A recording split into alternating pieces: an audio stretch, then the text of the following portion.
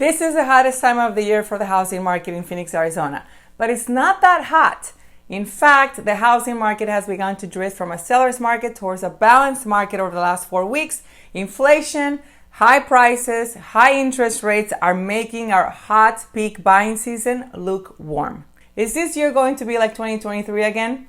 Keep watching. This is Celina Acosta with eXp Realty here with your housing market update for April 2024 coming up.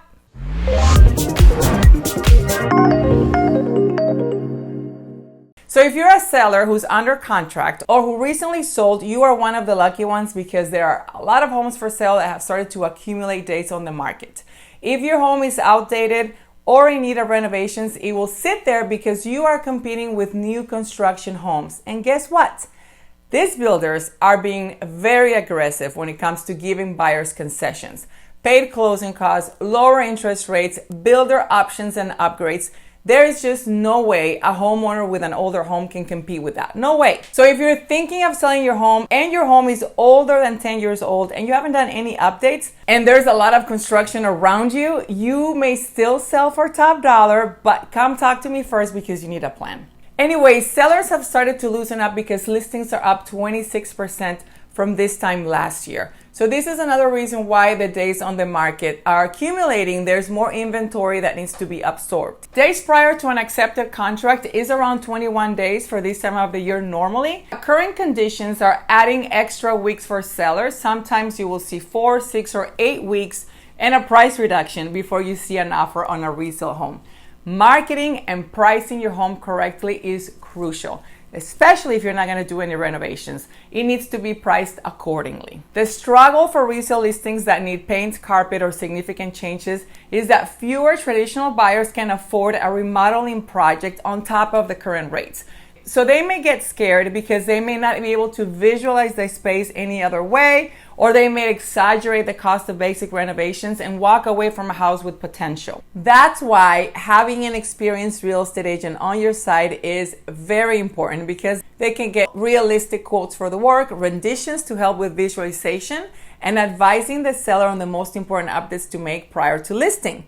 It's markets like this where professional representation and feedback makes a huge difference for both sellers and buyers. You know what? I am so glad I was not one of those agents that said, date the rate, marry the house.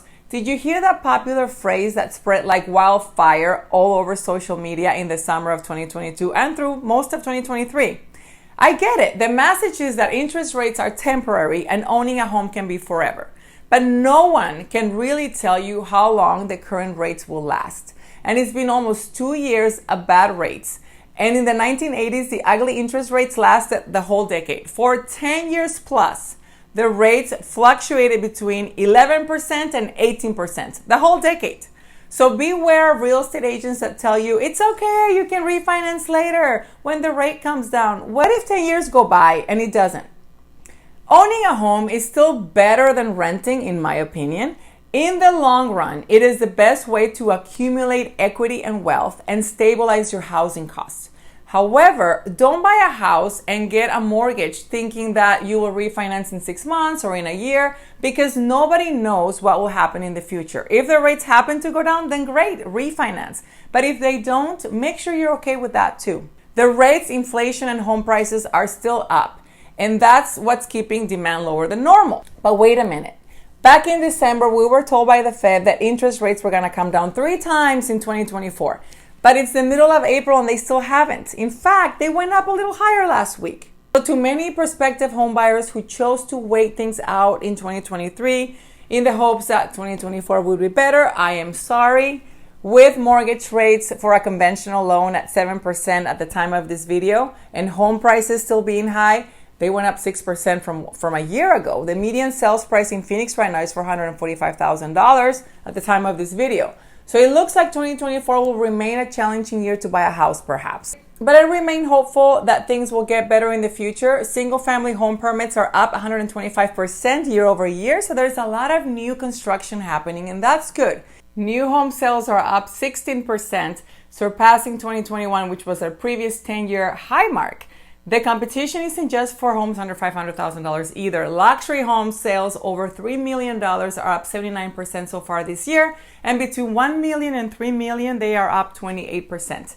Despite current challenges, sellers are averaging 98% of the list price to close price ratio. This is an election year, so random things may still happen that may affect the market, and I remain hopeful that the interest rates will come down like we were told.